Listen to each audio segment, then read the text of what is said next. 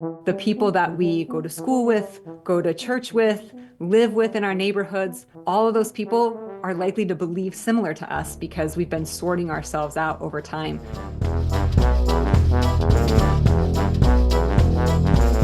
You're listening to Good Faith Weekly. I'm Mitch Randall. And I'm Missy Randall. We're here each week exploring the intersection of faith and culture We find people who stand up, speak out, and step forward. for inclusion, freedom, and justice for all. It's time for Good Faith Weekly. Brought to you by Good Faith Media.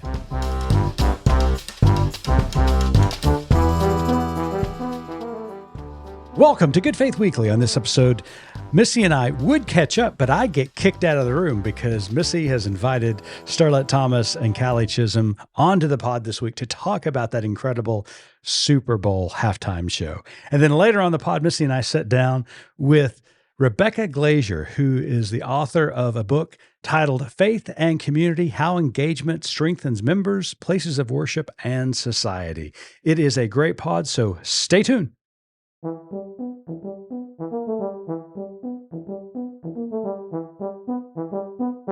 Well, hello there, Starlette. Hello there, Missy. Hello there, Callie. Howdy, Missy. So obviously things are a little bit different today on Good Faith Weekly, and I'm sure our listeners are wondering why, and I would love to explain. So, ladies, let me introduce you first. Star is the director of our Raceless Gospel Initiative at Good Faith Media, and Callie is our creative director and resident pop culture expert at Good Faith Media. I have called you here today for a reason. Would you like to know why? Dying to hear it. Okay, so do you guys remember back in school, if you were struggling in a class, you might, I don't know, go in after school for some help. You might even hire a tutor, right? Right. Okay. Right. And then when you go on into college, their professors hold things like office hours, which you are encouraged to attend, right? Especially if you need help understanding a subject, if you need, a little extra explanation. These are the things that are available to you when you're having a difficult time and when you're struggling, right? Right. We agree. Okay. So here's what I'm thinking. I'm feeling like some of us may have needed some extra help in some classes recently. In particular, maybe classes pertaining to, I don't know, civics, history, culture, things like that. So I happen to know that the two of you are experts in some of these areas, and I want to have a conversation with you today. I brought you in as our tutors. Oh, brother. Wait. How much does the job pay? I charge by the hour in my precinct based on the subject matter. That's right. The job pays in chocolate. So that's what you can expect. Okay. So, So I don't know if either one of you have heard, but there was kind of a big show that happened this week or on Sunday that America's talking about, and we're trying to understand it. Some of us are doing a better job than others of trying to understand. So I wondered if you two would be willing to help walk us through what happened during the halftime show Sunday when Kendrick Lamar performed. Oh, I thought you were gonna say what happened to the Chiefs, but we don't have to go. We don't have to go. wait. Well, we can talk about that too, Callie. Would you like to talk about what happened to the That's another Chiefs? day. That's another day. No, Is it too soon for you? it probably is. It's too soon for a lot of people, but I want to be clear in saying I'm not saying anything on this podcast for which Harriet Tubman would shoot me. All right. All right. Well, I understood. Okay, so Callie, as someone who has their finger on the pulse of all things pop culture, I want to know, as we talk about this performance and maybe try to help our listeners understand, and myself as well, what did this performance mean to you? Oh, wow. Well, first of all, I love a good halftime show. I mean, I just found out the other day that it was the most watched ever with 133.5 million views. That's just about the same as just for context, that's about the moon landing level of viewership in Oh, the wow. United States. Okay, so whenever people complain about a halftime show, don't believe them because they're going to come back next year and watch it. Okay, so just saying that. Wow, moon level. I love it. Moon level. Yes. So I loved this performance and I love Kendrick Lamar. I was really excited when they announced him, especially when he also announced SZA was going to be joining him because they have a really cool history together with music. And so as just a fan of their work, I was really excited to see what he was going to do. I'm just really a big fan of him because I think a lot of times people don't appreciate rap music the way that it should be appreciated. I mean, this is storytelling, this is poetry, this is art, and I am just a big fan. I mean, Kendrick Lamar is a Pulitzer Prize winning rapper. He's the only rap artist to have won that award. And I think that's a big deal. And what he has to say is important. And especially learning that Donald Trump was going to be in attendance, I was especially excited to see what he was going to do. And because he's just so brave in his artistry, I knew that he was going to kill it. And he did. So what would you say to people? You're talking about the artistry, you're talking about Kendrick as a poet, or a prophet per se. What would you say to someone who says, well, it's about entertainment. I just entertain. What would you say? I understand that, I guess, but I think it's such a boring position to take. I think art is political, whether or not it's just for entertainment purposes or not. He has like I said, the biggest platform on television all year. Of course, he's going to use it to say something important. And yes, the halftime show, it was entertaining to me. I had fun watching it. I was dancing and having a good time, but there also needs to be some substance. And you have to be willing to be curious enough to look into what he's trying to do here, rather than just, sit there in your jammies, stuffing nachos in your face, just, crying because it's not entertaining enough. I'm just like, I'm sorry. I just don't really have any sympathy for it, because I think we all have to be curious enough to learn about it. And even if you didn't like it, if rap's not your thing, I don't think it's necessary to intentionally be hateful about it. Right. Okay, so Star, for those among us, and I'll count myself in this camp, that I loved the show. I could tell there was so much meaning behind it. It was coming at me so fast. I really want to know what the symbolism all was, and what the meanings behind some of the lyrics and the visual representations were. So what can you tell us were the most significant moments, like I said, both in lyric and visual representations, that we shouldn't overlook? Walk us through a little bit of the performance, and pick out some of the nuggets that we could have missed. That's a tall task. To Callie's point, I mean, I love the fact that he begins with the revolution will be televised and people prefer to commercial. They would rather be fed commercial after commercial. We continue to see that Americans would prefer to consume rather than dive into the creative. And it's a sad fact for us. And with regard to his artistry, I mean, it's if you're not supposed to get it all or see it all in one sitting. I treat his work like a piece of art. And so when I go to any museum, you sit for a while. And you look, you walk around, you ponder, you reflect. And then sometimes I really don't get it. I go back to it. And especially when I'm going to see Mother Moses, you got to sometimes travel and put your hand on it. And I think it'd be important for folks to take on some of the imagery that they saw, the embodied patriotism of the flag, and his judgments about the American government. I think they should take it to heart and just do a deep dive in some of that. I love the fact that it was called the Great American Game, because people are tired of playing. But some people apparently want to continue with the game of not knowing, of not understanding, of purposely misinterpreting what is being said. But you know who Uncle Sam is.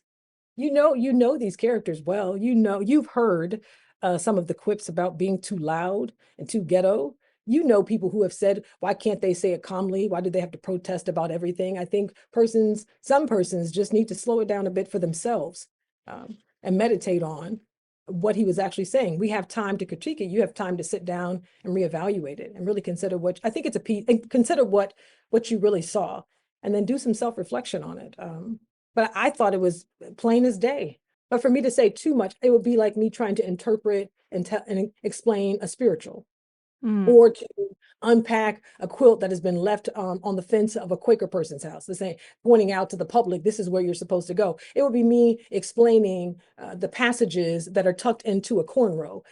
This is revolutionary music. It's been called Harriet Tubman music for a reason. This is Underground Railroad music for a reason. It's subversive. It's not If you want to go, then you'll hear exactly what he's saying. But if you want to remain oppressed, if you want to continue to play the game, then of course you can't hear it. The preacher in me wants to say, though, if you have ears to hear, let you hear it.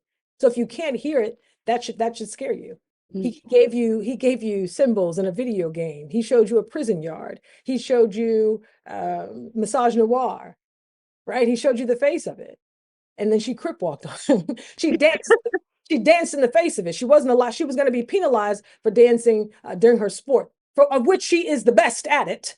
But then she danced in the face of it. You saw joy, what they call Black joy, in the face of it. That no matter what you say about me, I'm going to dance anyway. I'm going to dance anyhow. And this is my testimony. I love it that he took the game away from them. And at the end of the day, at the end of the show, he said, game over. He was holding the remote control. Now, who's playing now?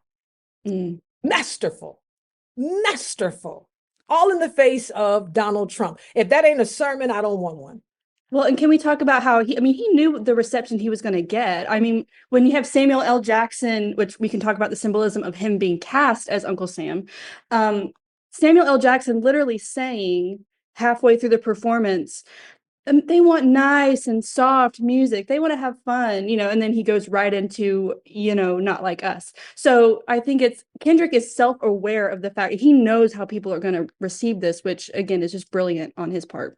It seems like he's just taking the power away from. That's right. No, Callie makes a very fine point when he says, because he gives them all these corrections. He says too loud, too reckless, too ghetto. He tells them to tighten up. And as soon as he says, he plays be humble, sit down. And the song says, sit down. So he's using his music to go through the postures that African-American people have to take. And even still, because you have to play the game if you want to survive. And that game includes the prison system. And there's so much going on. I wish it speaks to a level of awareness that the American populace is lacking. But I hope that it's an invitation to sit down and read, to sit down and to interrogate why I don't know these things. Or better still, why I don't want to know. Right. Why I'm upset about it. Turn to curiosity. Question yourself. Question your own feelings and motivations. Why is this upsetting me? Why does it if it's supposed to be entertaining, and it was for many of us, to include myself, then why is it upsetting for you? What's upsetting about it? What's triggering you? Because beauty is in the eye of the beholder. So what are you really seeing? If you see it as ugly and crass and not appropriate or not entertaining, what do you really say in the face of a Trump presidency? You still want to be entertained. Please don't educate me. I didn't come to think. I came to be entertained. Right. And so I think both of you referred to like the consumerism and I think the consumerism versus the curiosity.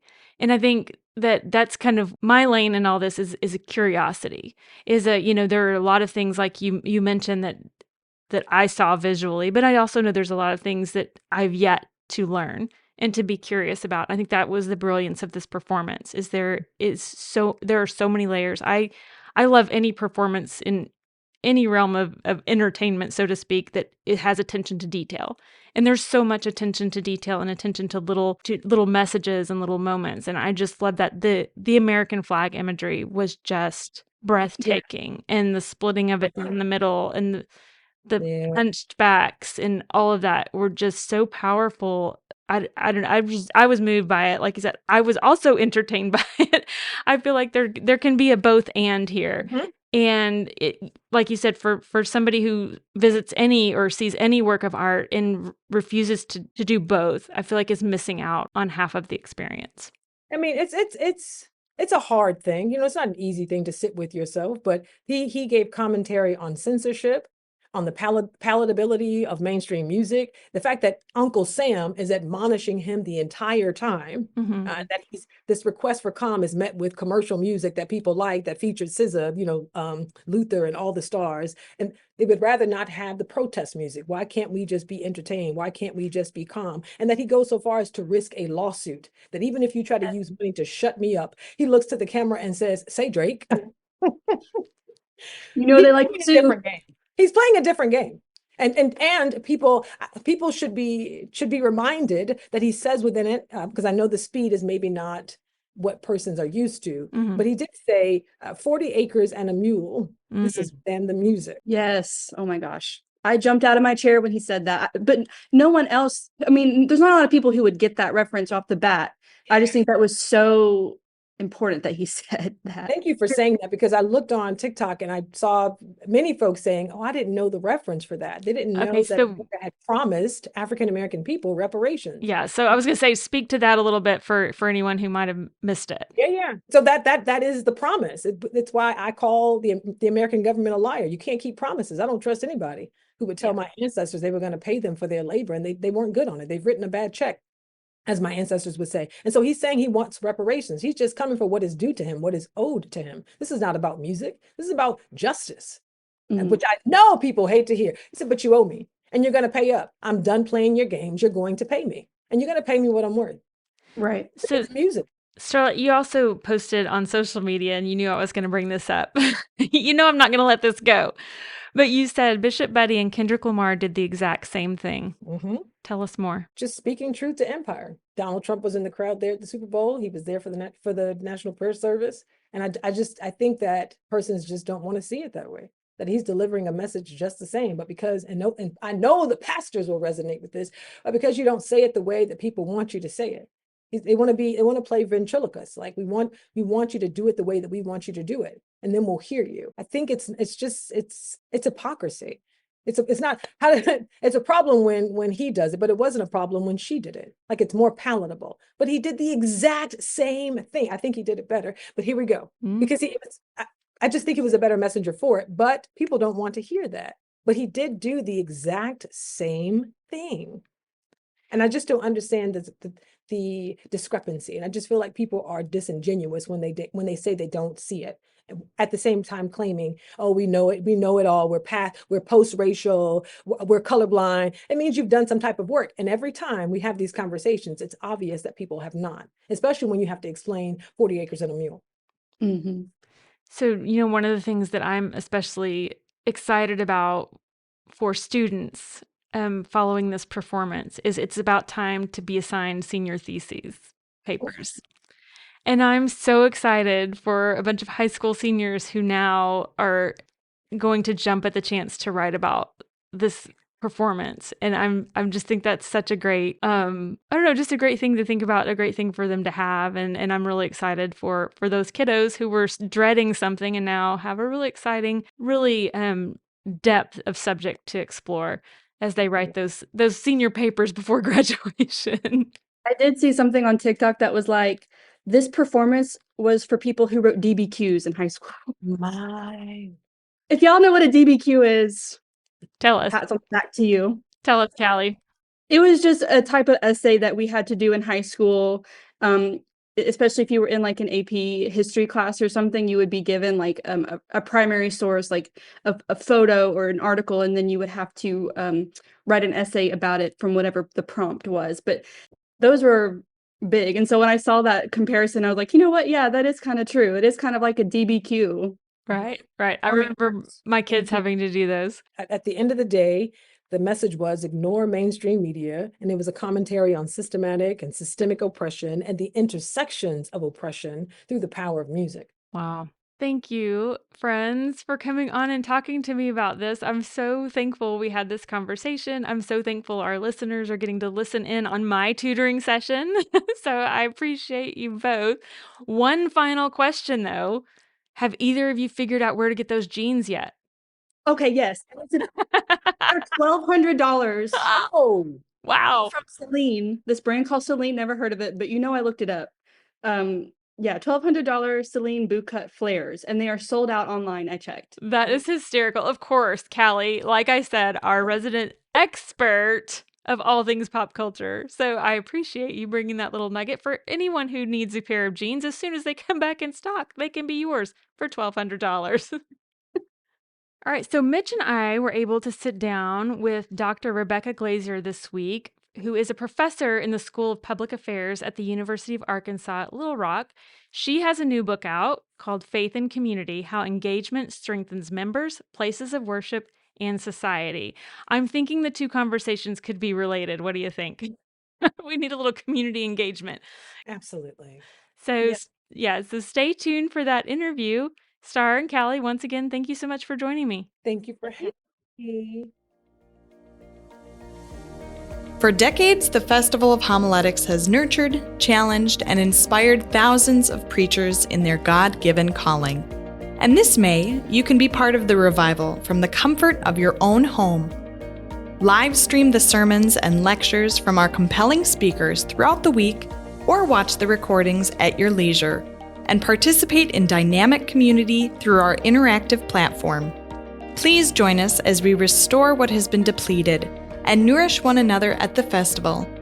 Please visit www.festivalofhomiletics.com to reserve your spot today.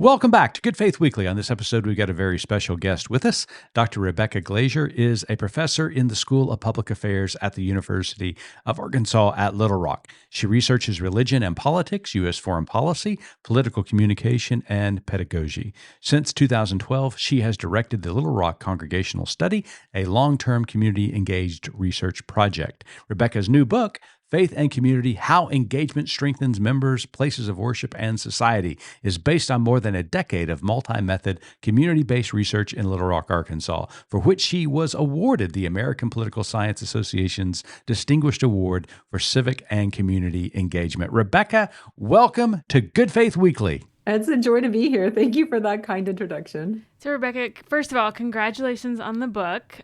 Before we dive into talking about the book, as Mitch and I were looking at your bio and learning a little more about you, I noticed that you teach courses on global terrorism, religious freedom, interfaith work, and religion and politics. So nothing controversial. But I was just wondering. I'm very fun at cocktail parties. So how many angry emails are you getting from parents? You changed my kid. I hear that's a thing in college life.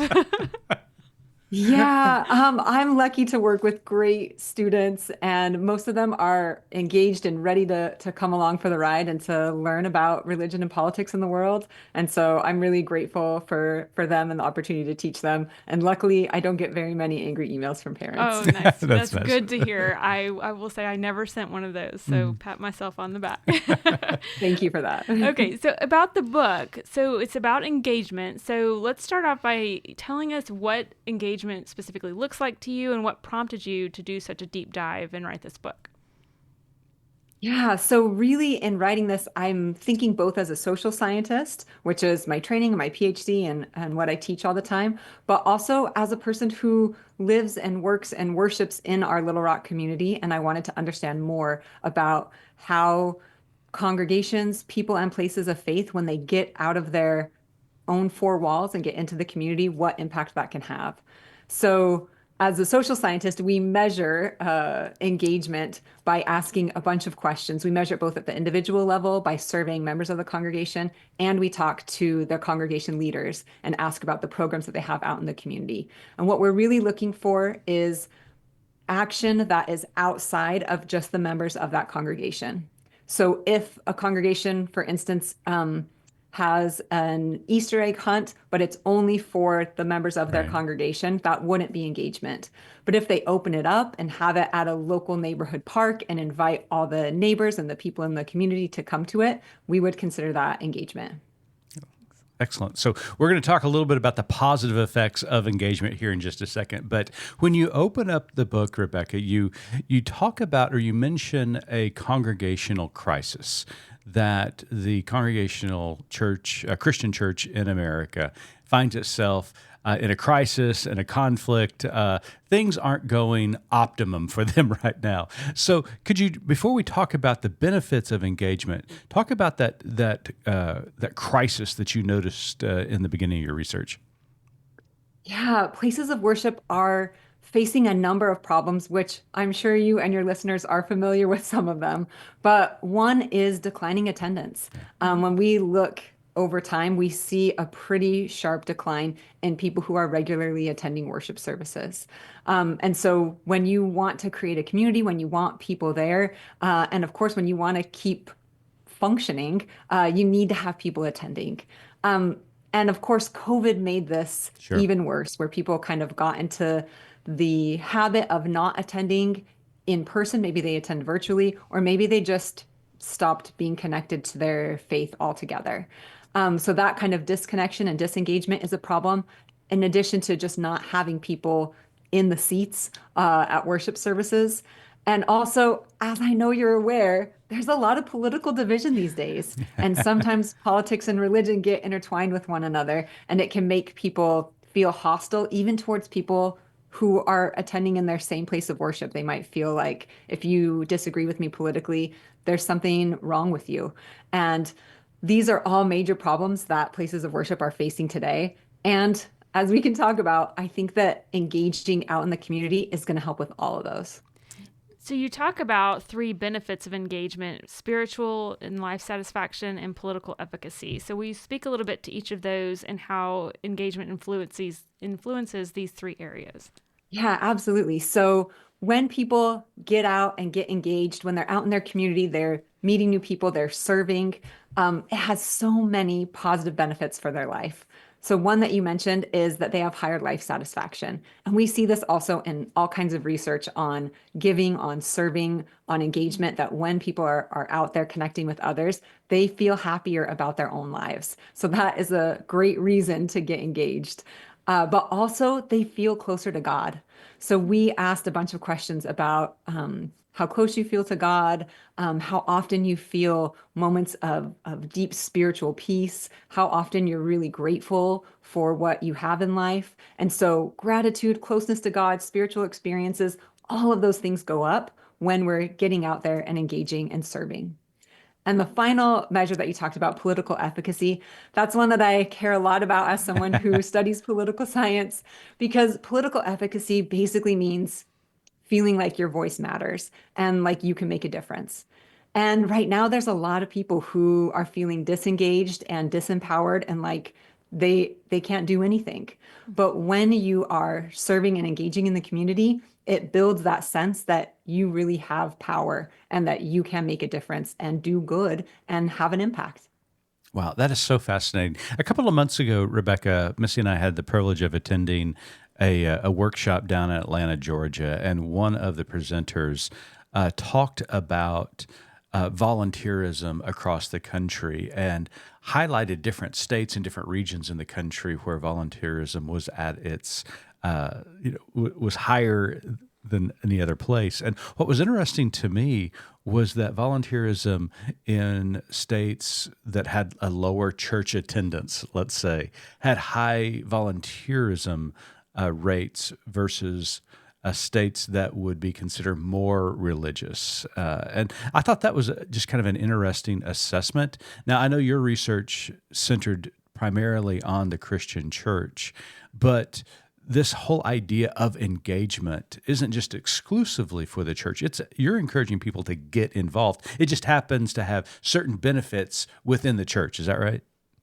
Yeah, absolutely. I think there's lots of good research on getting involved, engaging, serving, volunteerism, as you mentioned, but it also has spiritual benefits and benefits for helping make your congregation feel closer together, feel warmer, feel more like family. Mm-hmm. Now, I had a lot of conversations with clergy, many of them Christian, but also with Buddhist, Baha'i, Jewish, and Islamic clergy here in Little Rock. And one thing that I heard fairly often was the fear that if you work to get your congregation involved out in the community, that you're going to tap them out, that they have limited resources, and then they won't be able to, like set up tables for the fish fry Yeah. or, come help with the landscaping. Right. But what we find is actually the exact opposite, that congregations that are more engaged out in the community, actually their members also give more service back at home at their place of worship because you're creating a culture of service. I love And that. more people serve outside, more people will serve inside too. Well, you talk about that specifically in the book and the benefits of engagement to local congregations. In fact, you write this: theologically speaking, the epitaphs look beyond oneself to care for those less fortunate, contribute to the collective good, and try to build something more holy than the world we currently have is found across lots of religious traditions. So, first of all, do you still think that holds true, in particular for the Christian church in America? And what are those different nuances that you saw in your research between the Christian church and the mosque? You actually mentioned the Medina Institute there in Little Rock. Did you find any differences between those religions? Yeah, so we have a number of case studies. We have 7 case studies of congregations that are from different religious traditions. Some of them are small, some of them are large, some of them are one ethnicity, some of them are multi-ethnic. And one of them, as you mentioned, was our Islamic mosque here, the Medina Institute, one of them in our city. And what we really found is that there's a lot in common across all these different places of worship. So many of them, most of them are doing good out in their community. Most of them are looking for ways to engage. The differences are based on theology or based on resources. They might be doing that in a different way. So, for instance, the Medina Institute is really into interfaith work and like helping connect and engage with people all across the city to, dispel some of the misconceptions about Islam. We did work with an evangelical congregation, and they are in the neighborhood that's close to their church, really doing like good service work. They're checking on the elderly people in the neighborhood. They're handing out food. They're changing light bulbs. They're providing lunch for the kids on the first Saturday of every month. And they're really doing it to try to help people in the community get to know Jesus. That is their motivation.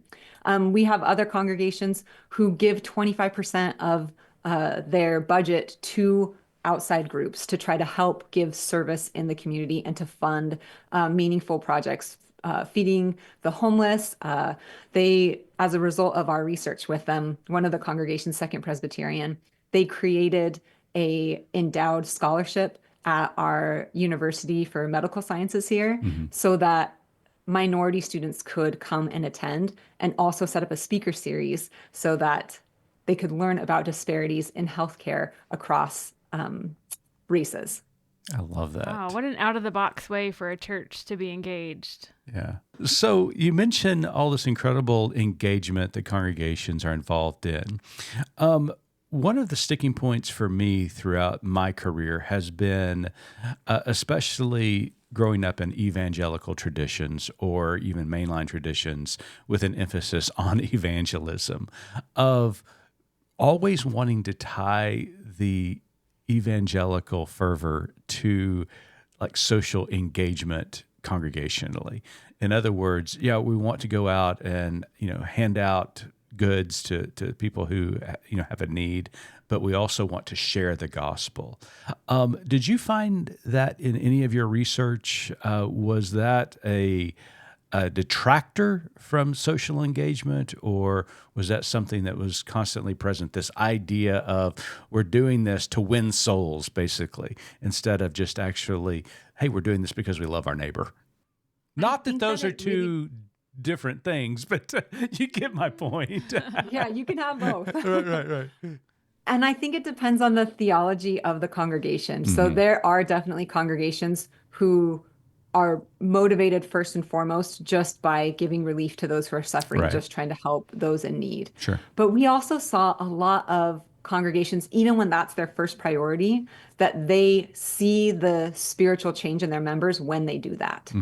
So it really has spiritual benefits, even if that's not their first goal, is to convert people or win souls. They find their own souls changing when they're going out and serving and doing good. Yeah. And then there are others who put the winning souls a little bit higher in terms of their priorities of what they're trying to do. And sometimes I think the communities that you're working with may be hesitant, or it may take a long time to kind of build trust if they think that you maybe don't care about them as individuals, you just care about them as potential members or potential converts. And that's a fine line to walk, and it may just take a lot of time to build trust if that's the first motivation you're coming in with.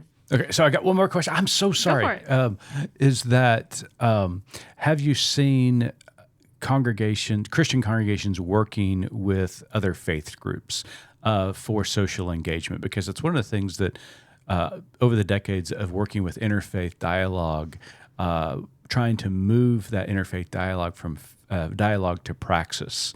So we do a lot of education, understanding one another, which is extremely important, vitally important to this effort. But at the same time, we'd really like to see more Christians and Jews and Muslims and Sikhs and Buddhists working together in their community. So did you see any of that in your research? There is some of that, but it can be hard Sure, to yeah, get yeah. people into an interfaith space. I do think there's so much good that can come from it. I'm on the board of our Interfaith Center here in Little Rock. We have a new committee about interfaith volunteering, an interfaith volunteer network to try to bring people together to do that. What I think is really interesting is sometimes it is harder to get, for instance, an evangelical Baptist and a Methodist to sit down and work on something together than it is to get, a Presbyterian and a Jew to come and work on something together. Right. But sometimes it's those faith traditions that are closer together that people might get this fear that if we get to know you, if we work with you, our members might leave. They might decide to go join your congregation instead. Yeah. But I think that if we put the work and the service first, that there's so many positive relationships that can come from that.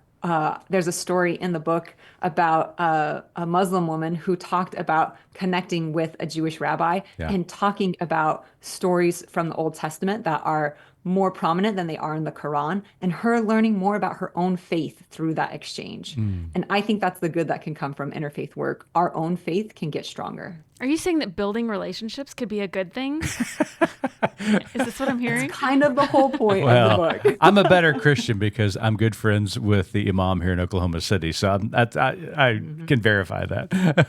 So, Rebecca, in one section of the book, you claim that engagement helps save democracy by reinstituting the significance of social capital. You write, social capital is important for democracy because it is the basis for a great deal of cooperation, truth, and reciprocity. Thus, social capital is central to how modern economies and liberal democracies run. So let's talk about social capital. What is it? When did we lose it? How do we regain it? Just talk about this ethos that you mentioned. Yeah, so social capital is an important concept in political science, and it's basically that we trust one another, that we interact with one another, that we believe in like norms of reciprocity. If I let someone into traffic, someone else will let me into traffic later. Trying to basically be kind to each other. And a lot of social capital is built through like associational relationships, which is a political science term. But think about Robert Putnam wrote a book called Bowling Alone. And the idea that he looked at was that we don't have very many bowling leagues anymore. We used to have these voluntary associations where we would get together with other people and do things like going bowling. But now instead, we just go bowling by ourselves or maybe with one friend that we know. And so the decline of social capital is us kind of retreating from that public life and that voluntary association with one another into our own little niches and our own bubbles that we live in. And we see this continuing today with things like geographical sorting, where the people that we go to school with, go to church with, live with in our neighborhoods, all of those people are likely to believe similar to us because we've been sorting ourselves out over time to want to be in that bubble where everyone thinks what I think. And that's not good for democracy because when we don't hang out with people who believe differently than us or who are different than us, then we start to demonize them. It's easier to say those people on the other side of the aisle, they're dumb, they're unengaged, they're unintelligent, they don't love this country. But if we can have those relationships, build that social capital, it helps us see that we're all in this together. Right. Well, that is so fascinating to me because what you're explaining is you're really showing the delineation between individualism or isolationism of the individual and communal living. There's this great book written by an Austin journalist that I read several years ago called The Great Sorting, depicting exactly what you just talked about and described, that we're sorting ourselves within these social, cultural pods that everybody looks and sounds like us and worships like us and votes like us. So I think that's really fascinating, and how the emphasis on the individual, whether that is social, political, or theological even, continues to condense the emphasis and the onus on the individual and not community.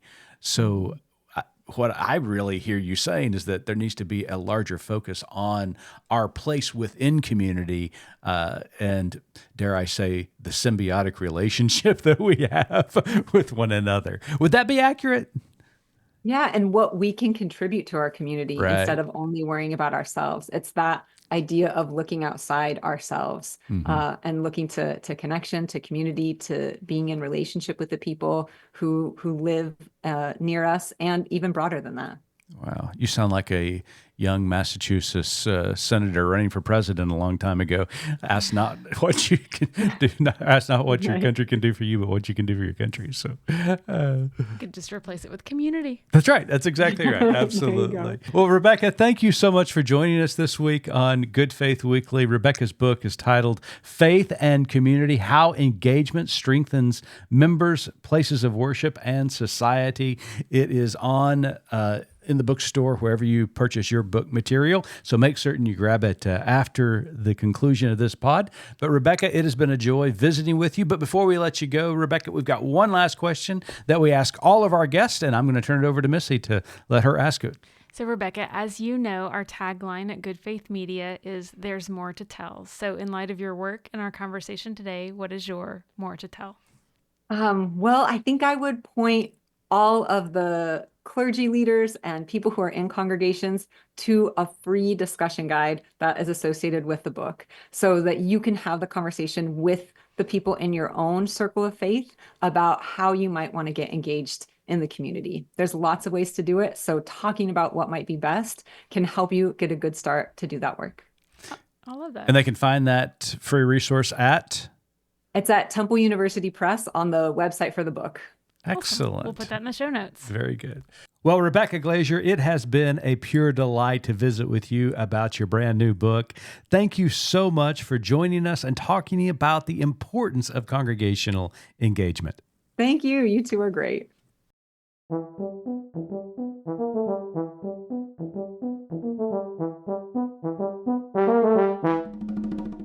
Hey, so before we get into a conversation about Dr. Glazier's book, I just want to say thank you for indulging me today with the intro and letting me kind of have a little conversation with Star and Callie. I don't know if indulging is the right word. You pretty much demanded that I get out of the room. Oh, I know.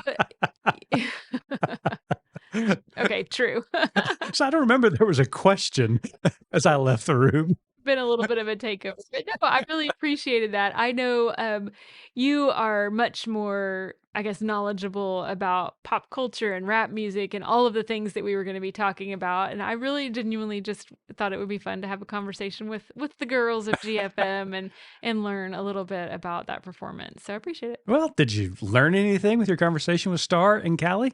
I think yes, a lot. And then have learned more even since that conversation. There's just so much information coming out and so many articles and great TikToks and all of the things coming out about this performance. But I think the thing that has stuck with me is what Star and Callie both kind of spoke to, which is consumerism versus curiosity.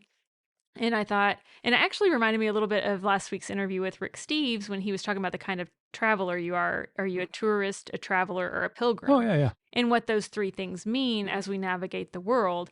And I was thinking about that in terms of this conversation. You can be just a consumer and consume and just sit to be entertained and be fed. Sure. Or you can be curious about something and want to learn and want to go to the next level. And I think that is what we need to be.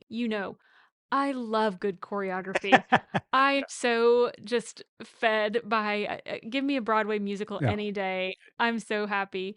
But I think of what I would have missed out on in all of the shows that we've seen had I not taken the time to be curious about the show and the content of the show, especially historical shows. So, last fall we had the opportunity to go see Suffs on Broadway about the women's suffragette movement. And it was a phenomenal show. But even better was just the research I did, before and after we saw that added so much depth to it. So being curious, I feel like, about our world and about social commentary and things like that is so important. So I think that was just a really great point that kind of came out of our conversation, is just if you choose to just be a consumer, or as Star said, if you choose to just want the commercial, Yeah. you're just missing out on so much.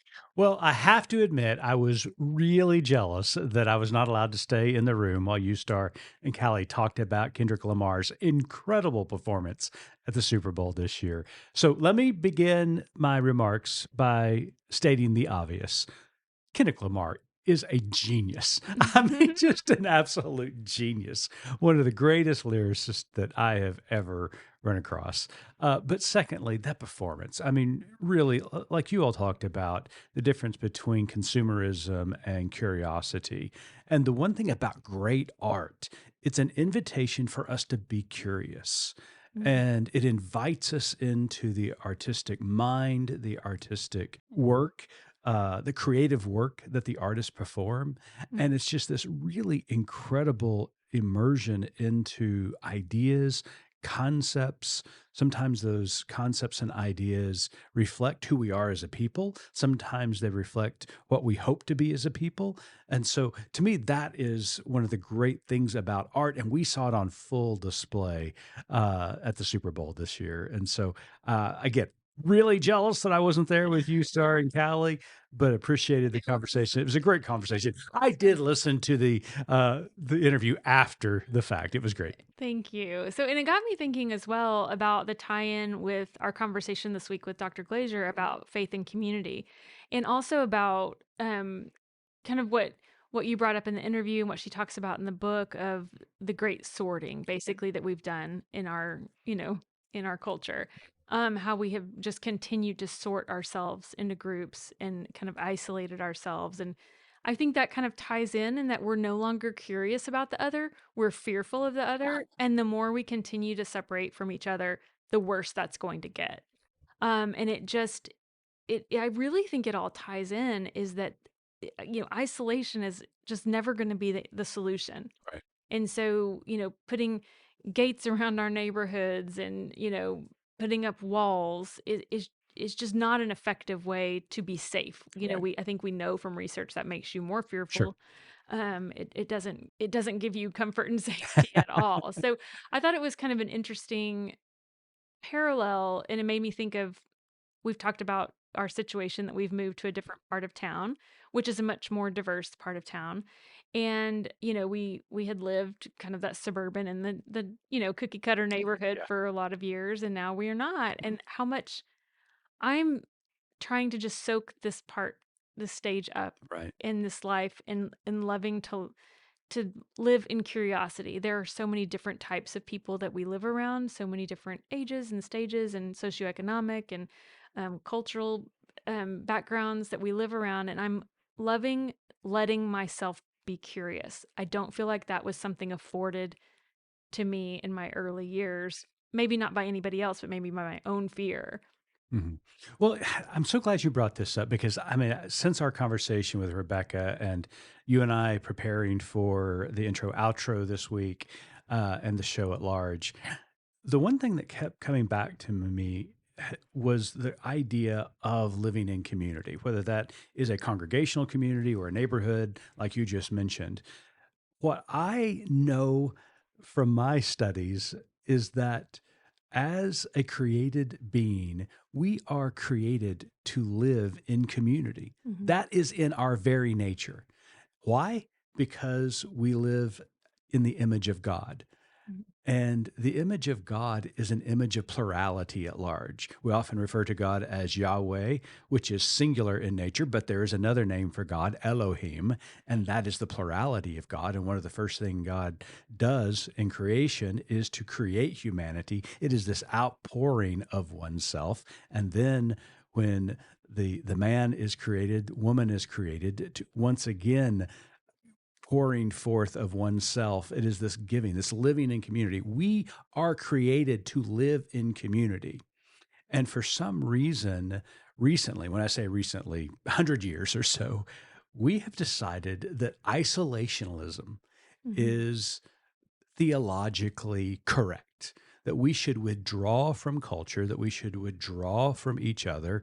until it's just me. It's the me generation. If I could step back a couple of decades and commercials ago, but it is this isocentric theology and mindset that is really harming community and harming ourselves along the way, because again, we are created to be communal type of people. And I'm going to give you an example of this that hits kind of close to home even within the church, and that is the church's it was a good and uh, I think appropriate thing to do in its time. But that was the creation of youth groups and then children's groups and then preschool groups. It seemed as though we constantly were creating groups, but not only were we creating groups, we were also isolating them.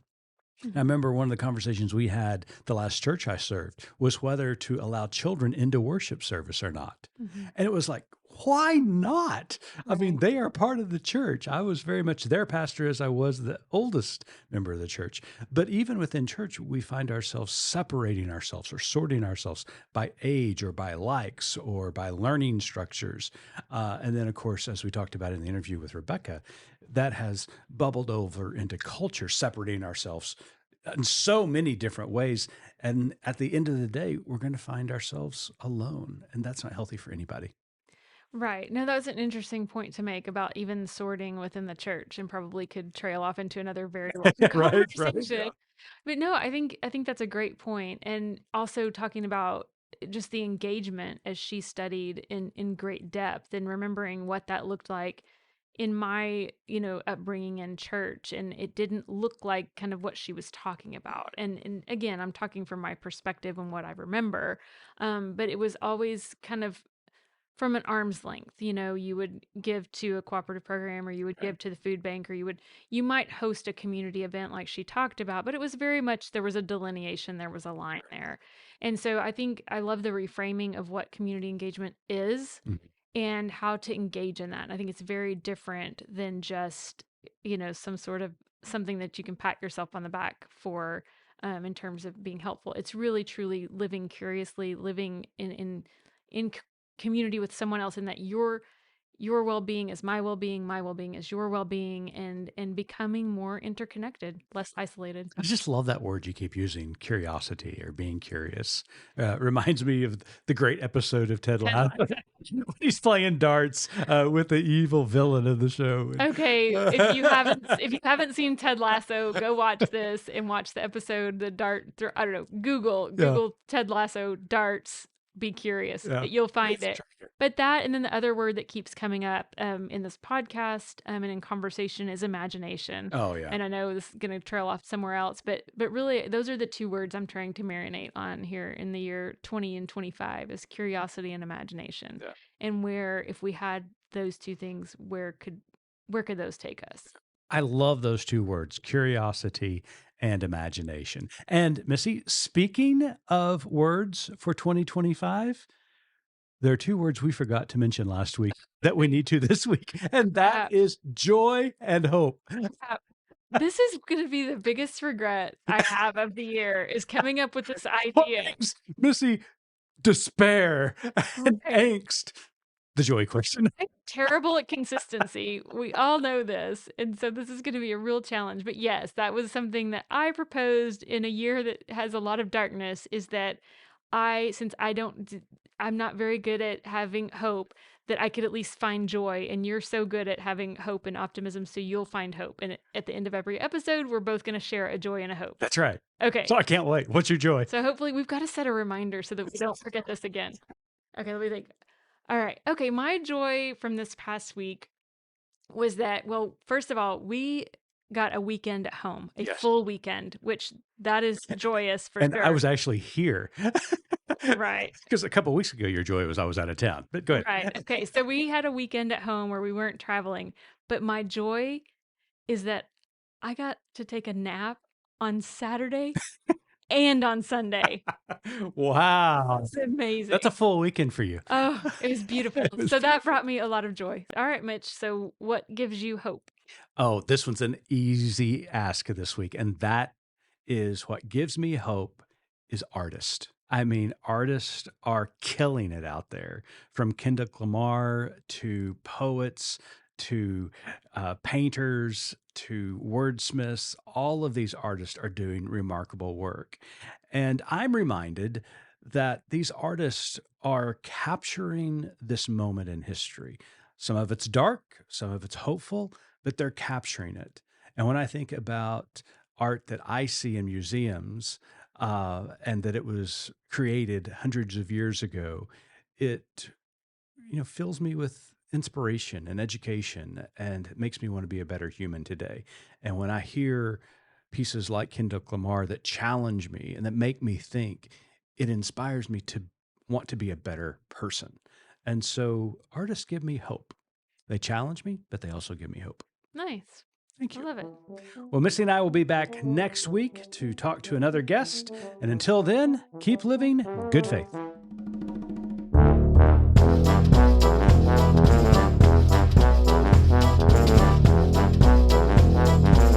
You've been listening to Good Faith Weekly, hosted by Mitch and Missy Randall. This weekly podcast from Good Faith Media discusses matters of faith and culture. Subscribe wherever you get your podcast and give us a like and a glowing review.